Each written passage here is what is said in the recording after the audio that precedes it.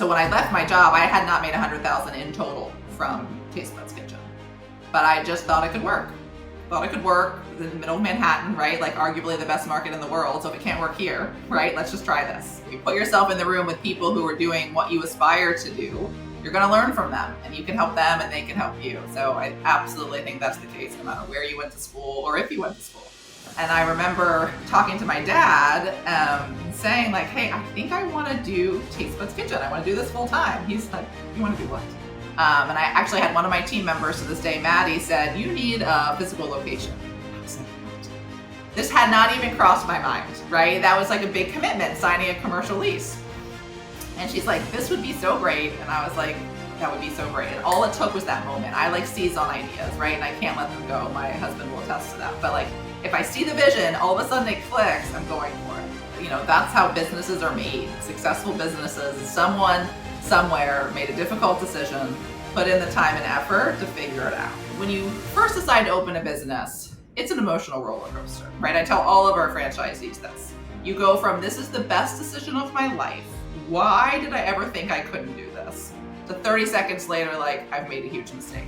I've invested my life savings. What was I doing? For folks listening that are maybe in the earlier stages and going through some of the adversity or just... All right, so imagine it's the recession of 2008. The economic world is falling apart. People are losing their jobs. Companies are failing. And you ask your company to lay you off just so you could pursue your crazy dream of being an entrepreneur. So that's what Jessi did. And her father thought she was crazy, probably many other people as well. She was in a lucrative finance job after graduating from Harvard, of all places. But climbing the corporate ladder was not the path that she wanted to follow.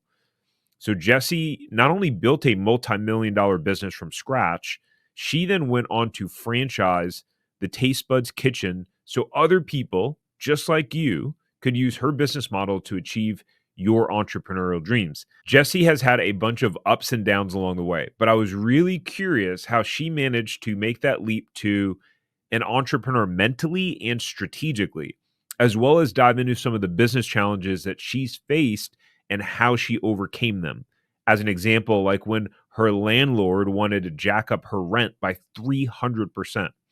Now, if you want to buy a franchise in the next 12 months, you should check out my free franchise masterclass at franchiseempire.com/masterclass.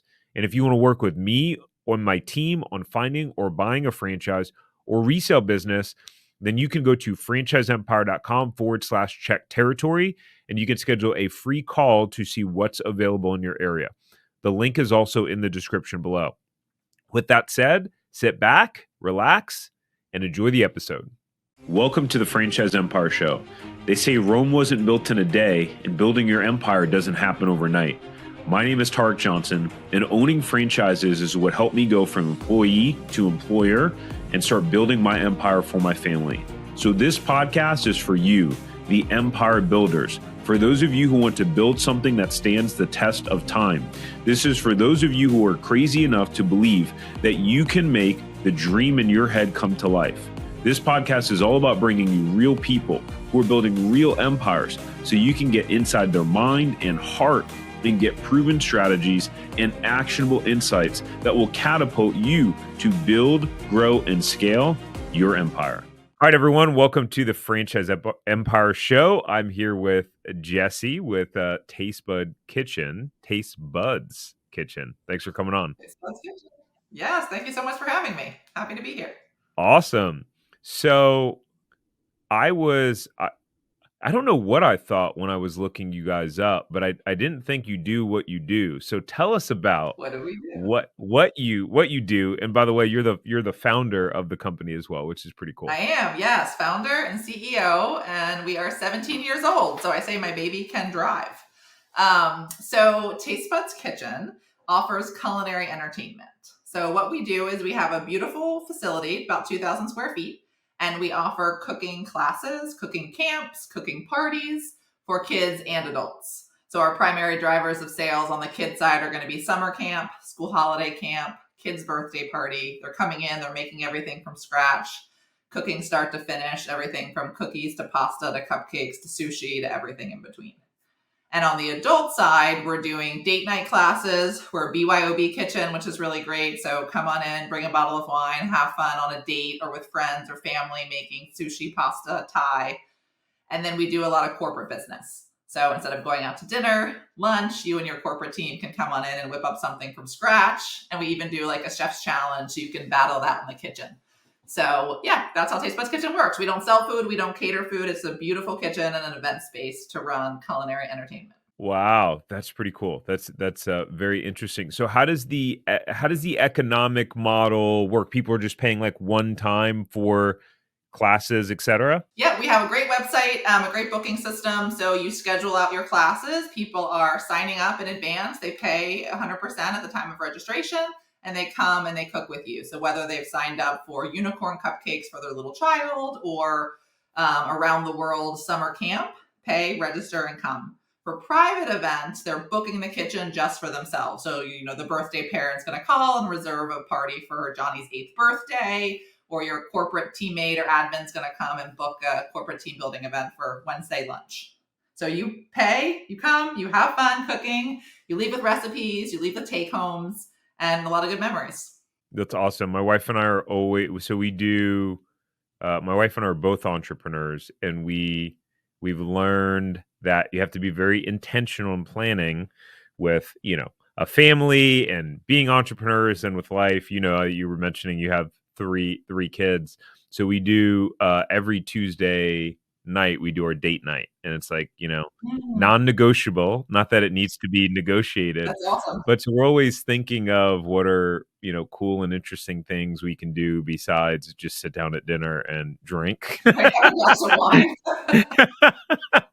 So fortunately we live in Orlando and there's a lot of stuff to do, but that's like, this is the perfect fun date night thing to do. Yes, conversational. You can still drink your wine. You bring it with you, but you have fun cooking through a menu. It's great for people that love cooking. It's great for people that don't love cooking, right? You come to a class, you're going to have fun. You're going to laugh. You're going to learn a few tips and tricks, how to hold a knife, right? How to dice an onion, how to saute.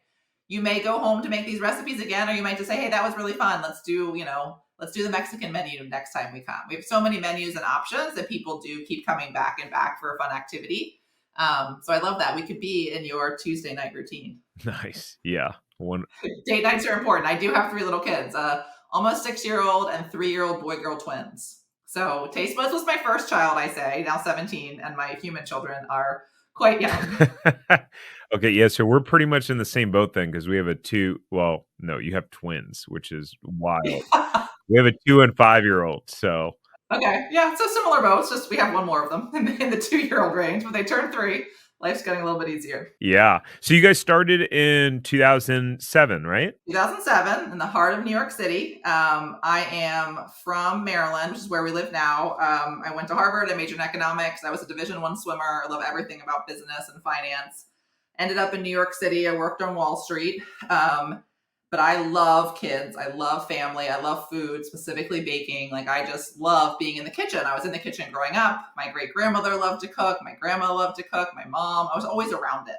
So that's really how I got the idea. I started it as a hobby, teaching kids to bake once a month while on Wall Street, working 60-hour weeks. And it just took off. People loved it. I loved it. I had so much demand. Will you do birthday parties? Can you do summer camp? And at the time, I was working 60 hours a week and had to say, I'm so sorry I can't. This is really something I do for fun. I did it that way for about 8 to 10 months and then decided I could do this kind of in the recession. So 2008 is when I started it full time. Left finance behind, started Taste Buds Kitchen. Knew we were going to do at that point all ages and all kinds of food. So that's really how the vision was born. So our team have looked into a few hundred franchises and put together a list of 5 low-cost franchises that all make $1 million or more and that have a proven track record of both happy and profitable franchisees. So if you have a net worth of at least $150,000 and you want to see if the territory that you want is still available for any of these franchises, then you can go to franchiseempire.com/check territory. All right, let's get back to the episode. That's pretty cool, and I wanna unpack that a little bit more, and then we can dive in. There's a lot in there. Yeah, yeah, yeah. Yeah, it's good ammunition for the rest of the, conversation, lays the groundwork. So I do wanna unpack that, and I wanna talk about, just kind of the finances overall, like startup costs and kind of how much the locations are making, et cetera. But I love how you just, like, casually, glossed over that you went to Harvard. So I don't know that I've actually had a conversation with someone who went to Harvard. So tell me about that. How did you get into it? What other schools did you apply to? Was it like really difficult at the time? Was that your dream? Like, was that your goal to go to that Taking me school? back. Yeah, really good questions. So no, it was my dream. I am a swimmer, was a swimmer as a kid, and so I wanted to go to Princeton because I'm from the Mid Atlantic, so we always had our championship at Princeton. So like that was always my school that I thought I would really love to go to. But I looked at University of Virginia, and I had the coach of Harvard swim team call my mom when I was 17 and say, "Would Jessi come look at Harvard?" I don't want to say I hadn't heard of Harvard, but I almost was to that level. Like I'm not from Boston. It wasn't on my radar. And so I was like, sure. So I went up and I had a great, recruiting trip and loved the school and loved the people that I met. And so I applied and I got in, and that's how I ended up at Harvard. Like, I'm so thankful she called because I love everything about my experience. I love my swim team. My swim team girls are to this day some of my very best friends. So it was a great experience for me. But it was not always like my dream. It wasn't on my list. It just, the opportunity really came to me, and I try to seize those moments. That's so cool. I'm a big believer in that phrase that, you are like the sum or the average of the 5 people that you spend the most time with.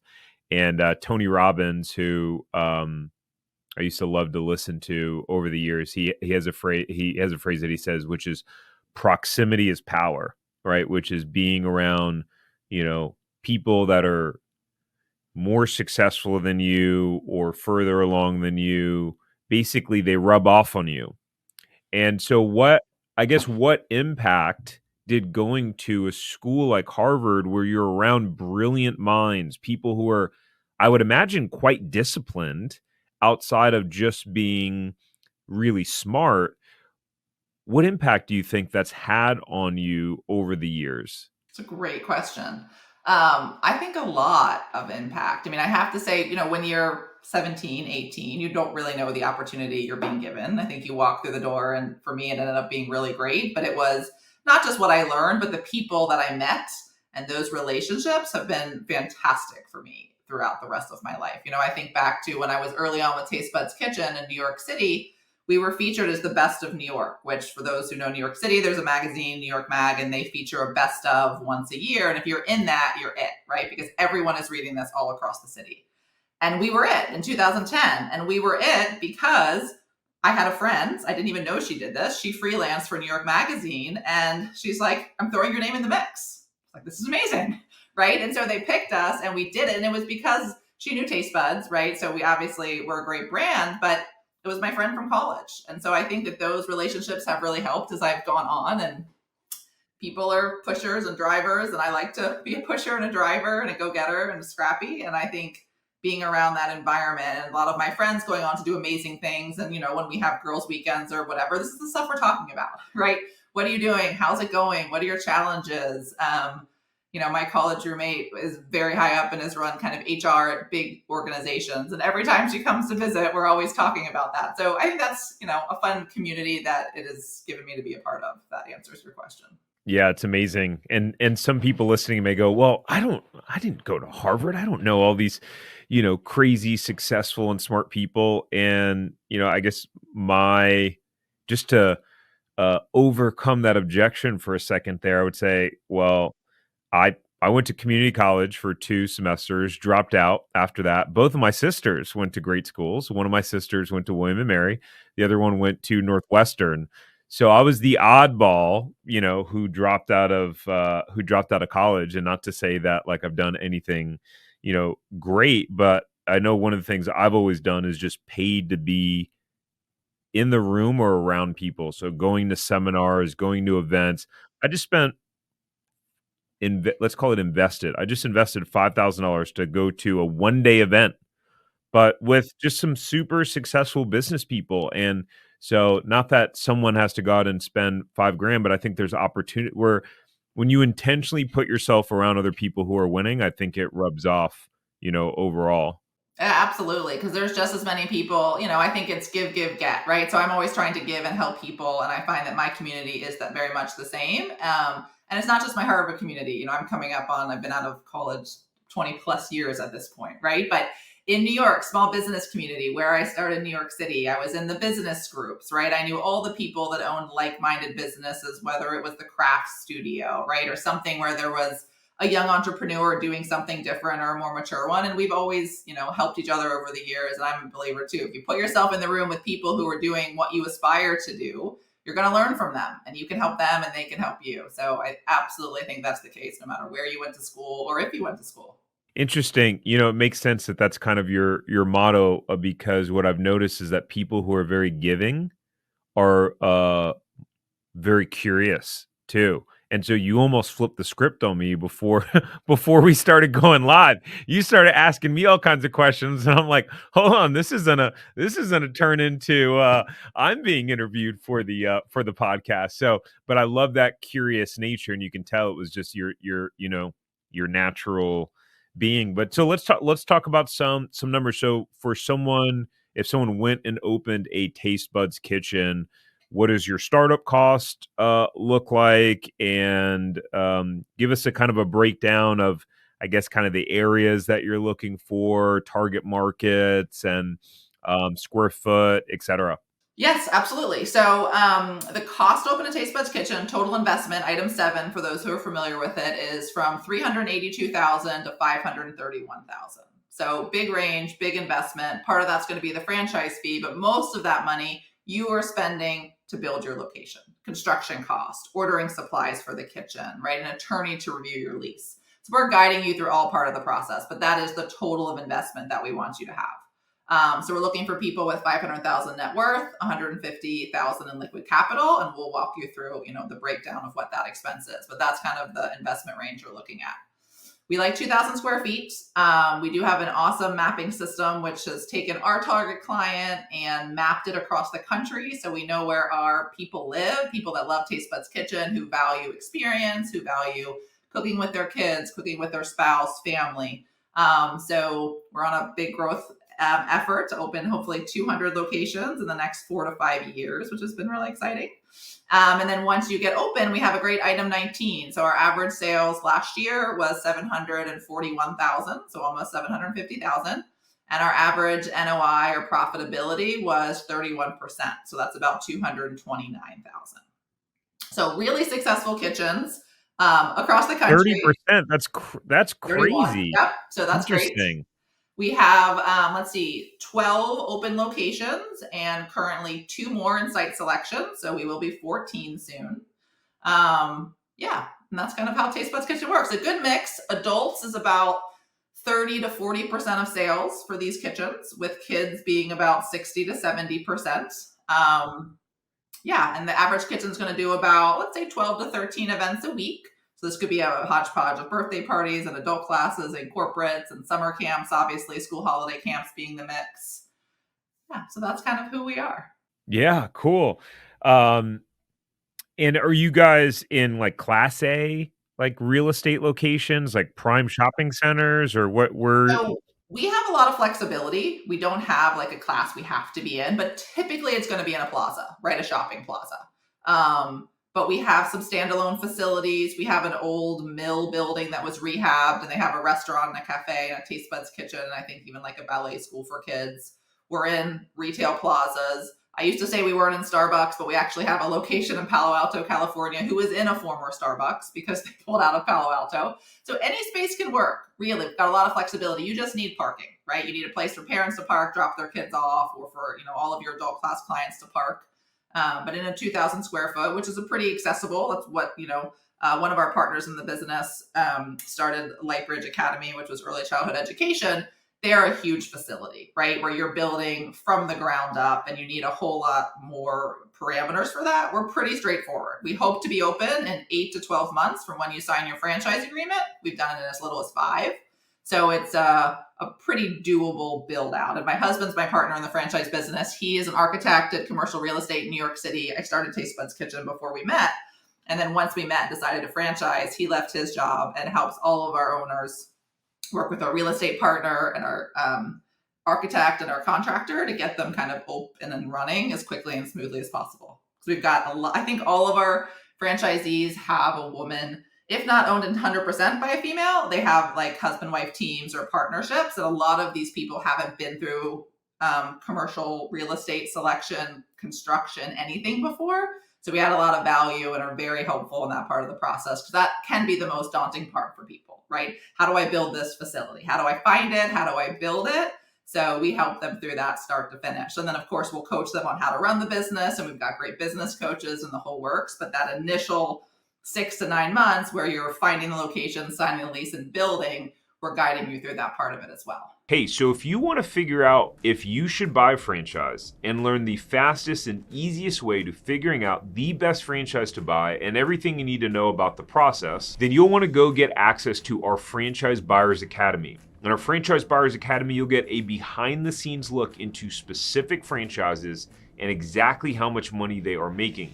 You'll get simple formulas for finding money-making franchises and a blueprint on how to scale them into a franchise empire that can be sold for a lot of money later on.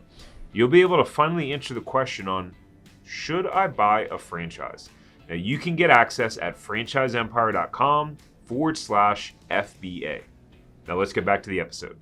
Yeah, that's a fun. It could be a fun and stressful part of the process. We opened our first store in a shopping center that was not built yet. So we signed our lease. When did we sign our lease?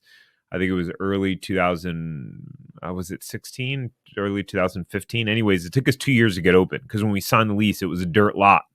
They hadn't even put the sewer systems in or anything like that. So it was a good bit, and there were some interesting components to getting a totally new place up and running, having to get like things like just a meter installed. That was a pain. We've been through it. We have one location, same thing. She was the first tenant in the plaza ever. And it just took longer because the plaza had to come into existence. And then they needed permitting to be in existence, let alone her build out and her own permit. So I've definitely experienced that firsthand and know exactly what you mean. Yeah. So you had started your business while you were still working, and then you decided to leave in the heart of the recession. And you said, when I watched your video, you said you were working in finance. So I would imagine Harvard finance, like you probably had a pretty good job, right? I did. Yes. I had a great job. I had great take home income. I was able, I was 26, single, living in the heart of New York City. Life was good. I definitely remember the conversation because I worked for Bear Stearns. Bear Stearns tanked over a weekend in 2008, if you remember. And JP Morgan bought us. So I was in a position to go over to JP Morgan as kind of part of the takeover that they had in place. And I started Taste Buds Kitchen maybe 8 months before this. And I remember talking to my dad and saying like, hey, I think I want to do Taste Buds Kitchen. I want to do this full time. He's like, you want to do what? I'm like, yes, and my colleagues were saying the same thing. He's like, you want to leave your great job, like that you've worked so hard for, right? Your great insurance plan and, paid vacation, and life is pretty good for a 26-year-old single person. I was like, yes, I want to do this. This is like my opportunity to do it. I see this window. And so I basically raised my hand and said, will you lay me off as part of this transition? Because people were going to get laid off anyway. I just wasn't in that group. And I called my boss. He's like, are you sure? Because literally the list is getting sent over as we speak. And I was like, yes, I'm going to do it. I'm going to take this chance. Thankfully it paid off, but it was hard going in the beginning. I had to kind of give up what I was used to and dive in and figure out how I was going to pay my rent.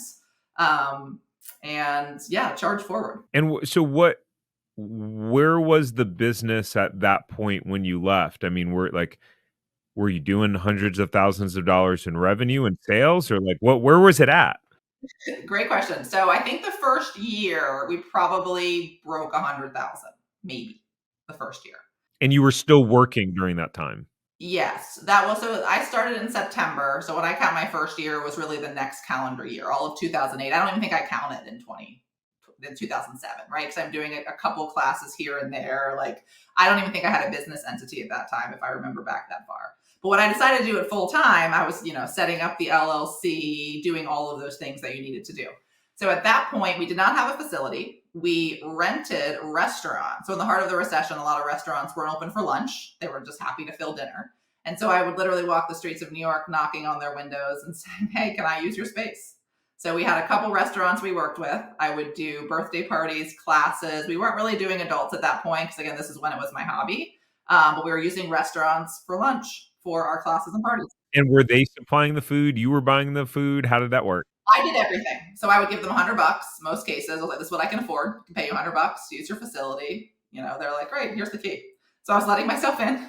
I was bringing with me everything that I needed. I was using their ovens, of course, but I would bring, because it was always we're very intentional with the tools that we use. And that was that way from the beginning. So for the little kids, we have little measuring cups and we have little rolling pins and smaller bowls. So I had this whole business in boxes. Me and my crew would literally bring these huge Tupperware boxes in. I was even known to carry in a stand mixer.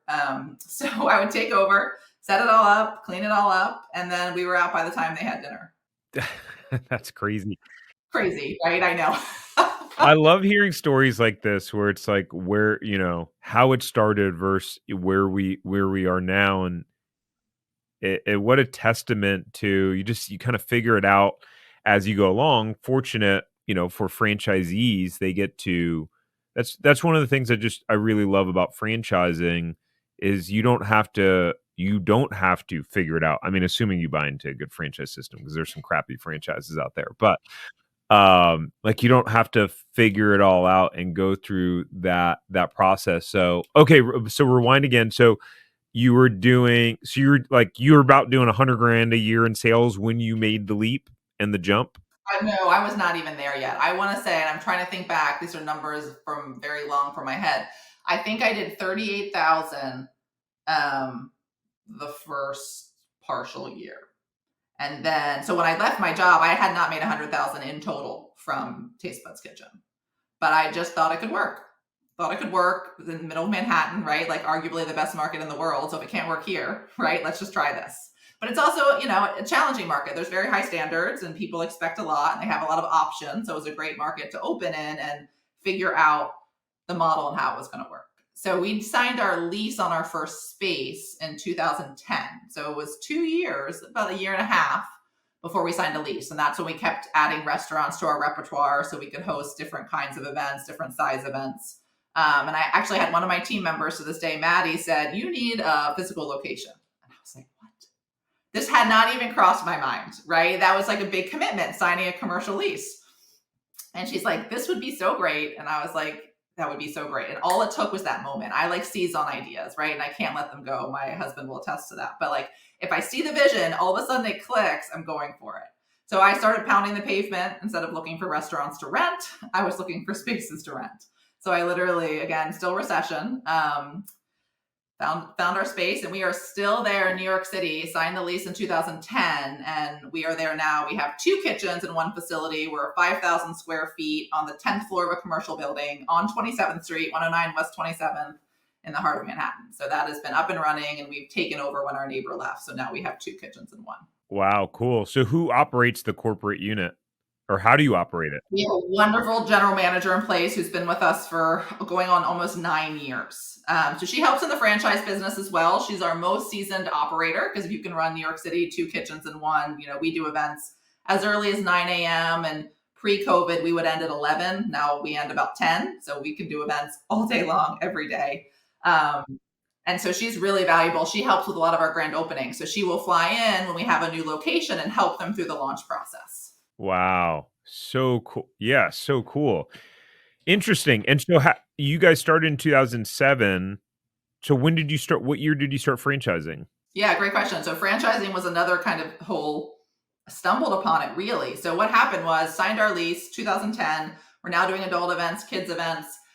people in New York will travel and are visiting. So we had a lot of people come to our classes or read about us in the press. The story of from kind of credit Wall Street to cupcakes trended for a little bit on Bloomberg. I had a good article that was written about us. Just thankfully, press fell in our laps. We never had PR. I just tried to say yes when people reached out about the story, right? You used to work on Wall Street and now you're teaching kids to make cookies or cupcakes. Like, what is this about? And we don't just do sweets. We do all kinds of food. But I had 120 people reach out to me asking if they could open a Taste Buds Kitchen over the span of 3 years. Every time they asked, they said, hey, will you open this in Denver? Will you open this in Dallas? I was like, I don't personally see that for myself, but thank you so much for your interest. And so then they would say, well, could you show me how to do it? And I was like, I don't know. Like, again, thank you for asking. Let me figure out this business and all the revenue streams and how we get this to work and make it efficient. And when I felt like I had done that, it was about 5 years from the 2000s. 5 years Mm-hmm. to just figure out, like, who are we? What do we do? How does it all work? Trial and error. When franchising was not on my radar, it was not the long-term plan. I was opening Taste Buds Kitchen to own it and to love it and to operate it in New York City. And then over time, the more people asked, the more I started thinking, like, what is the next step for me once I figured out how this business worked and I did it? And that's when I said, should we franchise? So I took another year and looked into franchising. What would I have to change about the business to make it franchisable? How would we be a good franchise? And I ultimately then got excited about that for me as my business next step because I knew Taste Buds Kitchen worked. We tested it, we figured out, worked out the kinks, and I was excited to try to open it, wherever there was a good market, a great operator with the finances to make it happen. So we did, let's see, my husband, that's when he left his job. We went out, we researched, we documented. He ended up saying, hey, I'm your great partner to help with site selection and real estate, which many people haven't been through. So we opened our first franchise, sold it in 2014 and opened it in 2015. Wow. That was, yeah. So, and we never advertised the concept until recently. So we're very spread out across the country. We have 2 in the San Francisco Bay Area, Palo Alto, San Jose. We have Miami. We have as far north as Boston and Chicago kind of suburb. We've got the Midwest. We're here in Maryland, State College, New York City. So if you found us online and we liked you as operators and we liked your market and you had the finances, we would move forward. So that's kind of our span of how we are so far apart in a great way, but it's really been a blessing. It's allowed us to test the West Coast and the East Coast and the Midwest and the huge markets and the smaller markets, and different ownership styles, right? Different franchisees, who's going to make a good operator for this business. So we were able to really grow slow and steady and continue to test it because it's been 9 years. Our first franchisee is coming up on renewal at the end of this year for 10 years, which is really exciting. So we've been through the very slow and steady growth process up until recently, which has been good to go through. And now we're excited for phase 2, which is we know this works. We know how this works. So we've built up infrastructure internally to be able to support, a faster growth curve for us as we look to find great franchisees around the country. That's so cool. It's interesting. There's another phrase that Tony Robbins says, which is most people overestimate what they can do in 1 year and underestimate what they can do in 5. And I like that. Yes. yeah, and so we hear from through the YouTube channel and just people emailing, reaching out, all the conversations we have with people who want to start their own business or possibly buy a franchise. It always pains me when someone's like, I want to make $100,000 after year 1. And it's like, okay, cool. I mean, I'm sure there are franchises that like produce that, but it's interesting how short term sometimes I think people can be in their mind without really realizing that some of the greatest businesses take time. They take time to get up and running. And so here you are 17 years later, and I think I saw in your item 19 that your corporate unit or affiliate unit does like 2.5 million in sales or something like that. Yeah, 2.7. Mm-hmm. Yep. So it's like they go, oh wow, you make $2.7 million. You're like, yeah, but like 17 years 17 later, years. after Yeah. trial and error and figuring out all these different things. And so, I think for folks listening that are maybe in the earlier stages and going through some of the adversity, or just stick with it. Just let time do its thing. But you mentioned in your video on your website, which is really cool, um, that you talked about grit and scrappiness. So can you make it more visceral for us? Can you recall or tell me about a time in your business? Is there anything that stands out of when you had to show grit and be scrappy, and like what was the challenge, and how did you overcome it? Yeah, great question. So I love both of those words. They're two of my favorites, grit and scrappiness. I just feel like, that's how businesses are made. Successful businesses, someone somewhere made a difficult decision, put in the time and effort to figure it out. And so I always want to be that person. And I tell my franchisees that too. Like, we are the guides, right? We're on a safari. We know the path. We've been there before. We know what's hard. We know what's easy. We're here to guide you through it, but you've got to put in the work, right? You're finding your local talent and you're training your talent. And, we're going to be there with you through construction, but you're going each week to check on it. So I think it's great for franchisor and franchisee, any business individual, non-franchise, right? To have that grit and scrappiness. Yes. Okay. I'll have one is the building that we were in New York City was sold unexpectedly. So here we are. This was back in 2016. We'd already started franchising. We were on this 5,000 square foot floor of a building. And when I signed a lease in 2010, I didn't know what to look for. And we didn't have covenants that protected us in the sale of a building that our lease would live on. So the new landlord came to us and said, hey, we've bought this building and your rent is going to be X. And it was a factor of like 3 times what we had been paying. Probably more market than I had been paying. I came into, a gentleman that inherited the building and had been in it for a long time. And I kind of looked at my husband. I was like, yikes, this just came out of nowhere. Well, 300% rent increase is what they were proposing. Yep. And it was like a brand new lease from scratch. It wasn't even they would take over the new one. It was like, here are the terms of our lease. And so we really had to say, okay, are we going to do this? And we had to look hard and say, okay, how are we going to make up this difference? What are we going to do for the business? How can we lean more on different kinds of events that maybe were more profitable, but we hadn't pushed as hard? We pounded the pavement again. We're like, maybe we'll move. We'll have to rebuild again. But it was maybe a span of 30 days. It wasn't long. That we had to decide. And we pushed through. We ended up staying. We signed the lease. We decided, no, we want to be here. We signed a 10-year lease, renewed.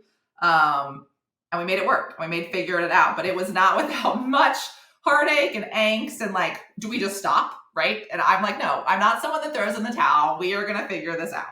Wow. So what did you do to figure it out? Because I think Mark Cuban says it, but that more sales cures all, or higher sales cures all. 100% it cures all. So that was really it. We kind of went back and I said, all right, we took the hit initially. Rent went up by 3 times. Immediately? Like you didn't even get any free rent? There was no rent Like, bin. Nope, there was no rent bin. We had like 30 days immediately. And, our space, we may have gotten something for TI because we did expand at the time. I can't quite recall that, but it was a hit initially. But I had the plan in place and we knew what we had to do, more adult classes and how we were going to promote them so that it would happen. And how were we basically going to make this business rise to the level it needed to be to support the rent in this commercial space in New York City. And we pushed through it, right? And there were months, probably day 7 after signing the lease, I'm like, oh my gosh, right? Or during COVID, another hard time. COVID in New York City, as in many places, you had to close. We couldn't even have our manager go to the kitchen. And we had no rent abatement. We were literally paying this high New York City rent for months, but we pivoted to online, right? So where there's a will, there's a way. Like there's grit and scrappiness. And we had launched online classes where we were mailing ingredients to people around the country to make pizza for corporate team buildings, for kids' field trips who were on Zoom. We pivoted so quickly when that happened, just to keep us afloat, to make it to, we could reopen. And then thankfully, post-COVID, things really surged as everyone had been home for so long. They were desperate for activities and enrichment. More people want to buy enrichment gifts than anything else. So gift card sales and all of that were really helpful in the process. That's crazy. What a bold move on just betting on yourself, going, yes, we are going to, after 6 years of operating in this space, we are going to accept a 300% rent increase. So in theory, just throwing out random numbers, if I'm paying 5 grand a month in rent, I am now paying $15,000 a month in rent. And then I'm going to go hit the pavement and figure out a way to make it up with sales. So like owners coming through now, how is this business marketed? What are the sales strategies? Is it just like pay per click and running ads? I mean, it's not something that necessarily people are out there looking for. So you got to kind of bring it to them. So what does that look like? Yeah, great question. And one note on the rent. Well, yes, it was 3 times. I think we had a good deal. So that was part of my analysis before, right? We had a good deal at the initial rent and we didn't know it. And then when we started looking at comps, we're like, well, this is frustrating. Like if we wanted to move, we'd be paying pretty similar. So again, you have to be aware of your market. I wouldn't have just taken a 3 times increase and been like, great, we're staying. If that wasn't what I thought, it wasn't worth the moving and rebuilding. But yes, found a way to make it work. How do we market? So we have a heavy social draw. It's a very community business, right? Kids cooking events, adult cooking events, birthday parties, camps, corporates. It's very community driven. So where is community online? Social. So a very great presence with social media with not only paid ads, and we have a wonderful partner that helps you with those, but organic, driving comments, driving traffic, driving likes, driving traffic to the website. Once you get to our website, we have videos, we have our calendar where you can beautifully see the classes that are happening. We have mobile friendliness, very easy conversion from your phone to click and sign up for a caregiver and me class, $35, and the caregiver's free, right? So really good entry points for these initial classes, all the way up to our more expensive birthdays or summer camps or corporates. So a lot of social and a lot of local grassroots. We will train you how to do, camp expos in your town, or how to go out and be part of your business networking group, the BNI groups that you have locally, and really go meet people. People will start to recognize you in the grocery store, which is so cool as a franchisee. Oh my gosh, you're my cooking teacher. Or, oh, you own Taste Buds Kitchen. We have these green aprons and you'll see them around town. So very community driven in the outreach.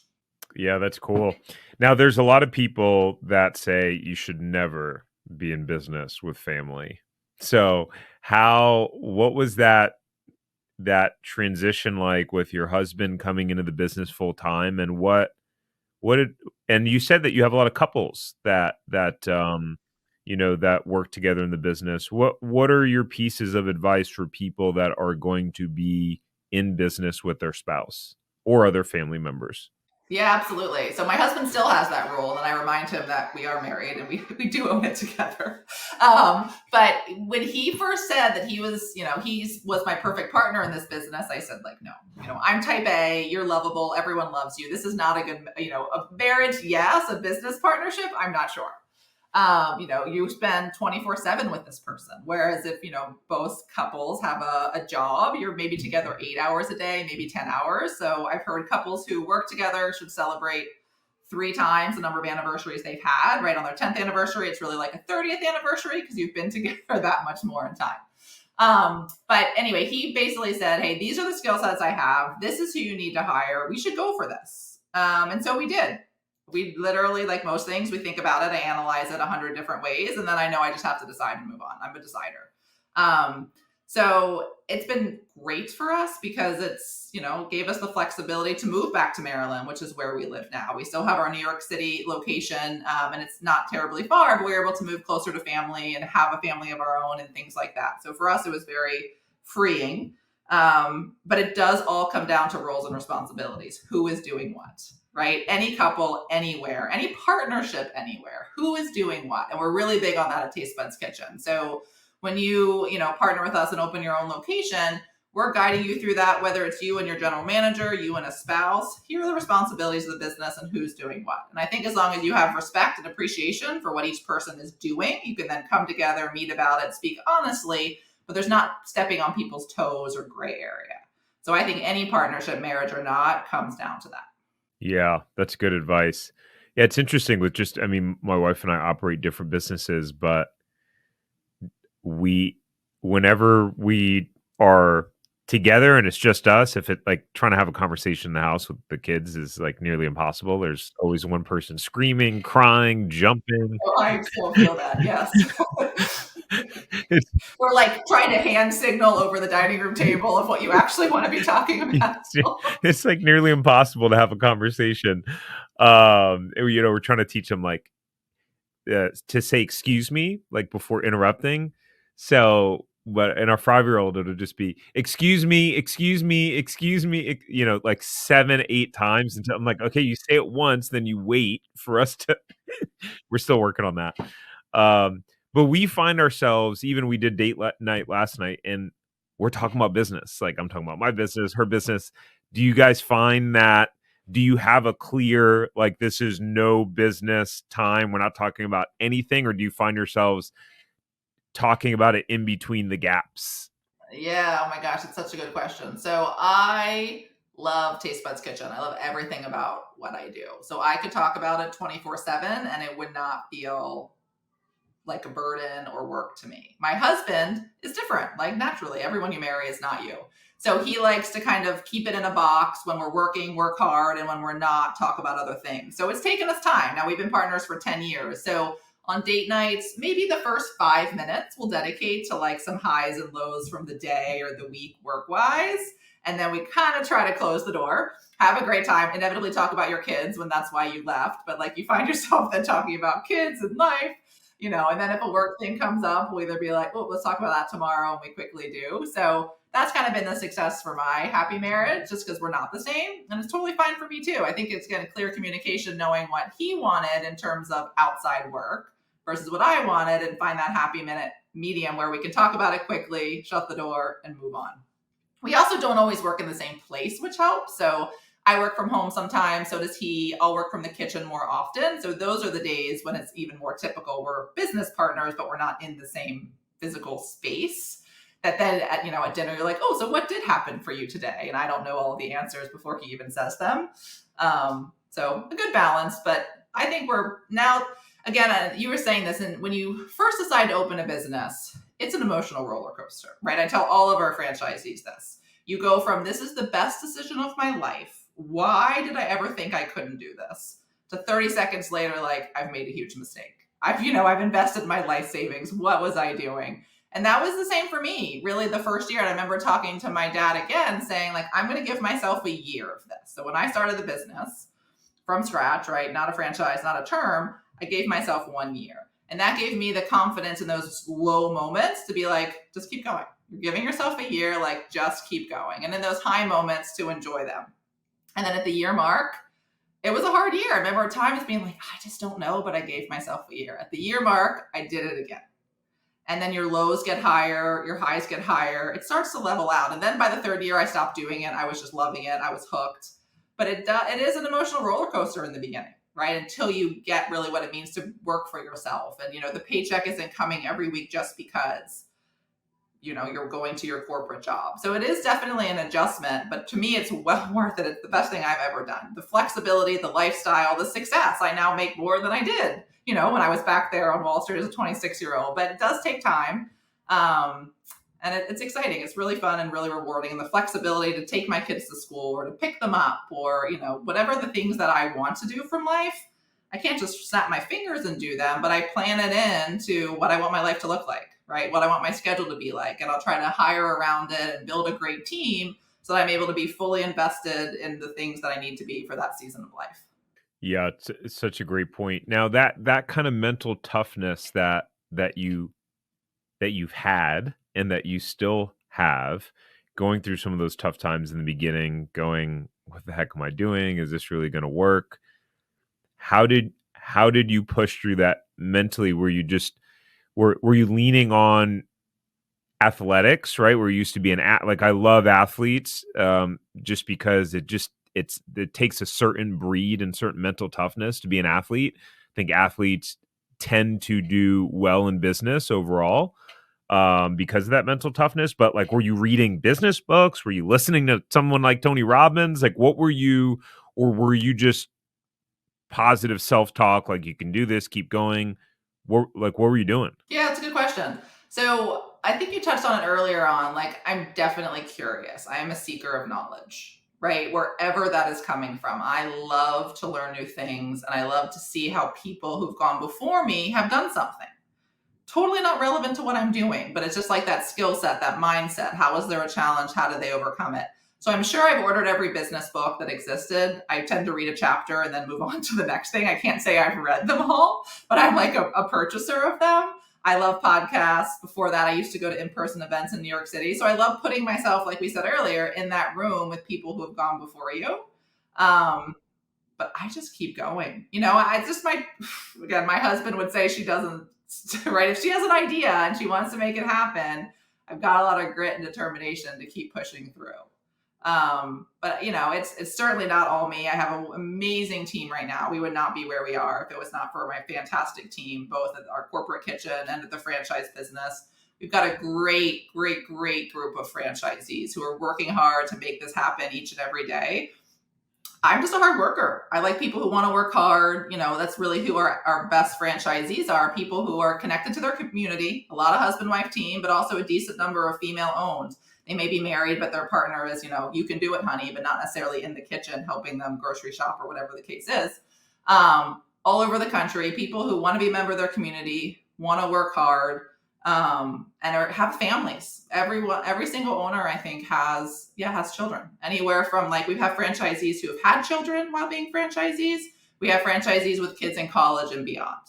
So, we have grandparent franchisees. We've got the full spectrum, but those are the people who I can connect with. And I think that's really why ultimately I did franchise, even though I had people interested, was saying, do you love kids and cooking? Do you love the kitchen, right? Do you love food, family, and fun? Our tagline is learn, laugh, cook. If you love these things and you are business minded, we can teach you how to do this. And so giving that opportunity to people around the country is kind of my driver and my excitement to grow Taste Buds Kitchen and see how far this brand can go, not just to impact the local community, but the lives of our franchisees. It's really cool to see what they did before and, huge successes before, but they were on the road a lot. They weren't seeing their kids, or they weren't as much of a member of their community as they wanted to be. So that's been really exciting for me to see. That's awesome. All right. My last question for you is, so the name of, the podcast is called the Franchise Empire Show. What does that phrase, franchise empire, mean to you? Yes, I love it. So empire is like one of my favorite words. I tell it to all my franchisees. So we're looking for empire builders. Like, that's what I want at Taste Buds Kitchen. So we really want franchisees that want to create their own mini TBK empire. And I literally say this phrase like every Meet the Team day we have. And when I'm talking to them, we want people who want to grow. We want people who want to come in and have 2, 3, 4, 5, like really own that market for TBK. So that's what I like. Really, I don't think of it as myself of building the empire, but giving the opportunity for people to build many empires of their own, which I think is really exciting. We, of course, have plenty of people who do one and that's all they want to do. And that is great. We will support you too. You can have an empire with one location.